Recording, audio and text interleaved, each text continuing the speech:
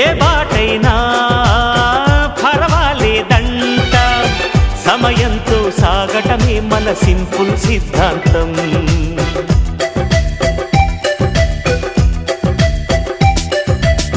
చిరుగాలికి పరిమళమిచ్చే సిరిమల్లెల వనమై ఉందాం, గగనాన్ని నేలను కలిపే హరివిల్లుల వంతెన అవుదాం.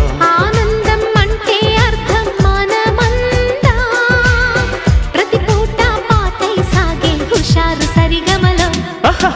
ఎన్నో ఎన్నో రాగాలుండే సంగీతం,